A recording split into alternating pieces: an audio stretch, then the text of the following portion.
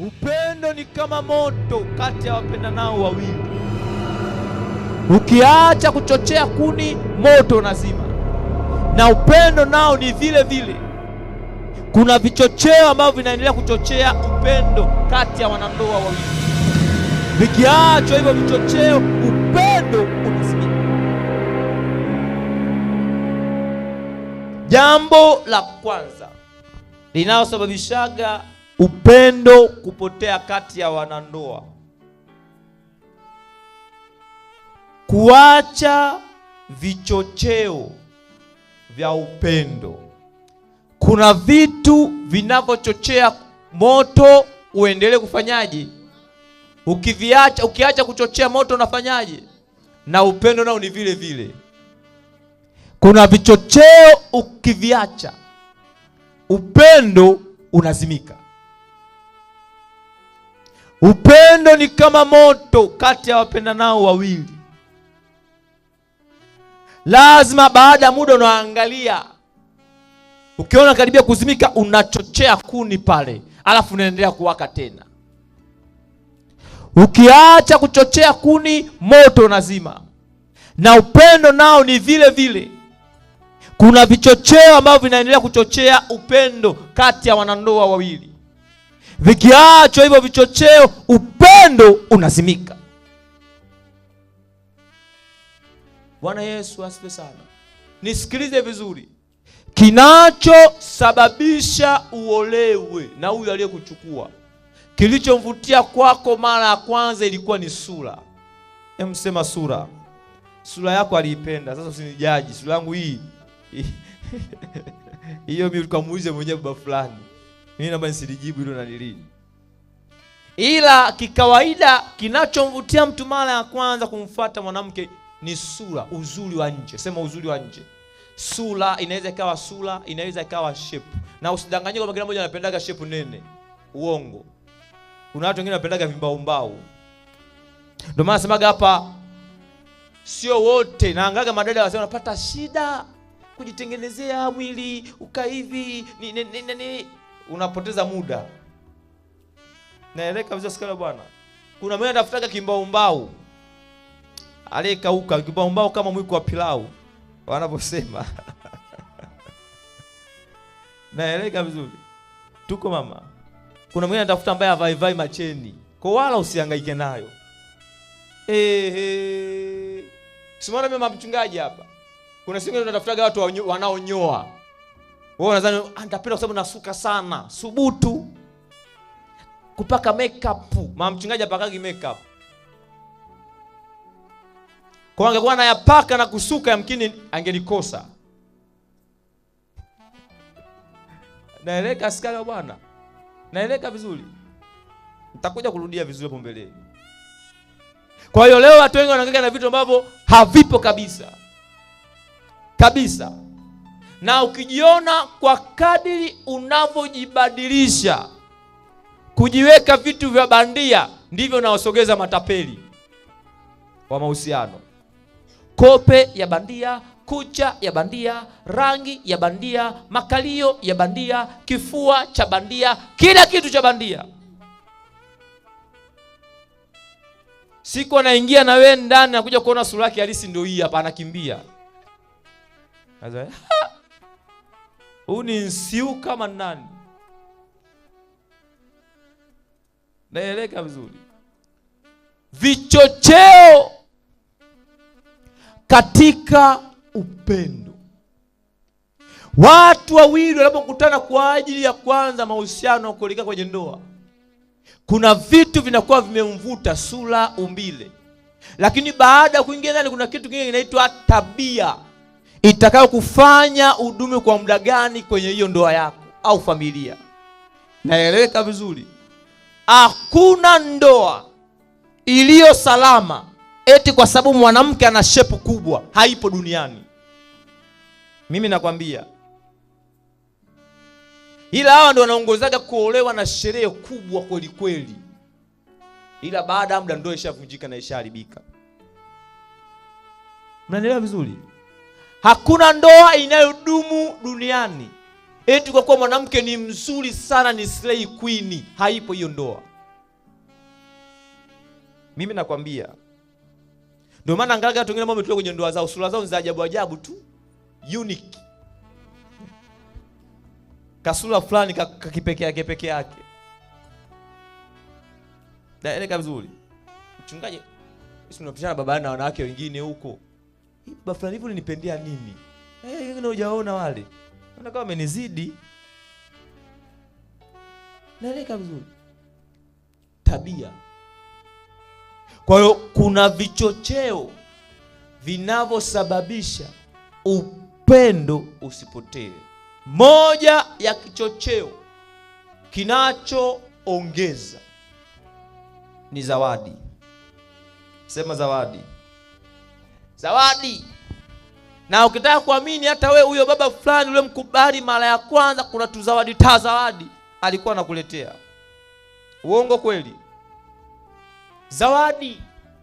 Zawadi wapendwa ni moja ya kichocheo kizuri cha kulinda upendo usipotee kati ya wanandoa. Achana ile zawadi mtu baada ya kukosea. Sizungumzi hiyo. Achana ile zawadi akiwa anataka kitu fulani. Nikisema kitu fulani mnanielewa ndio anakuletea sikio na kakitenge na kila kitu. Sizungumzi hiyo. Hiyo ni hongo. Anakuonga. Nazungumzia kama wanandoa, moja ya kichocheo ili upendo usipotee katikati yenu ni kuwa na tamaduni ya kupeana zawadi. Na hii zawadi wa mama msikalili kwamba anatakiwa atoe mwanaume. Nani aliyekudanganya? Zawadi ni kwa wote. Baba anatakiwa atoe zawadi kwa mwenza wake. Mama anatakiwa utoe zawadi kwa mwenza wako. Zawadi inaashiria nini? Kwamba ninakushukuru, kati ya wanaume wengi uliniona mimi ukanioa, kati ya wanawake wengi uliniona mimi ukanioa. Na yeye anasemaje? Kati ya wanawake wengi uliniona mimi ukafanya ukanioa. Na mwingine anasemaje? Kati ya wanaume wengi uliniona mimi. Pagumu sana hapo. Askari, shida yako unamwona ni wa kawaida huyo baba. Ila ukimpoteza utampata.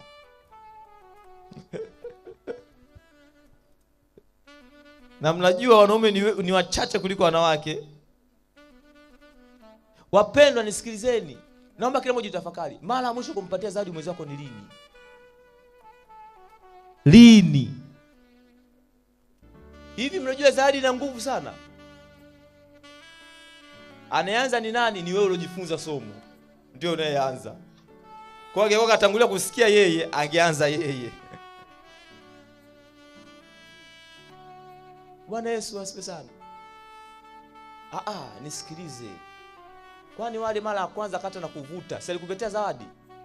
Si ndivyo? Ziliishia wapi? Na wewe ukaona ananipe. Si ndio kaamini hivyo? Kwa sababu ya tu zawadi zile. Kaamini kweli ananipenda. Asa hivi imeishia wapi? Zawadi huwa atuangalie ukubwa wa kitu. Tunaangalia mtu huyu amewaza nini hadi kuniletea. Kwa mimi sifanye kazi, kwa sababu asikudanganye mtu. Mnunulie hata pipi ya Big Bomb. Mwambie baby sweetheart. Leo nimekuandalia zawadi.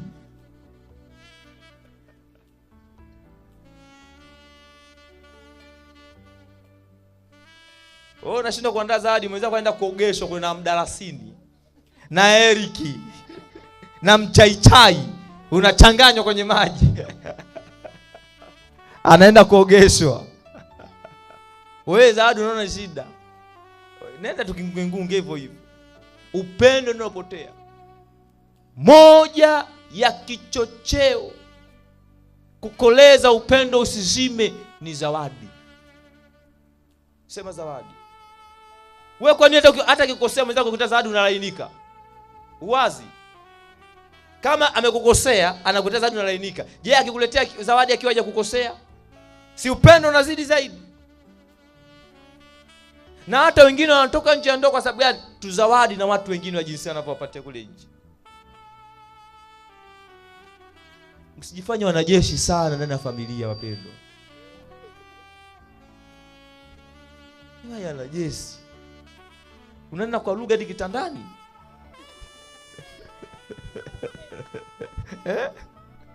Kapteni.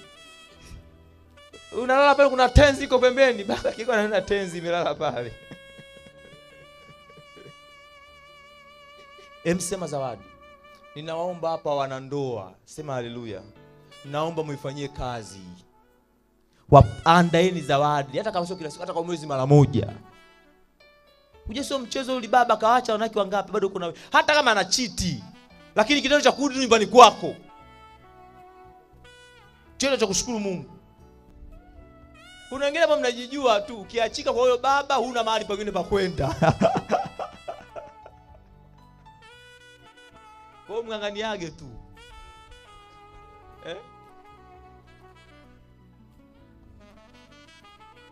Baba anahangaika kule. Mzee Mister pale. Ana magari anapishana na bajaji. Anafika kugongwa na nini na kila kitu.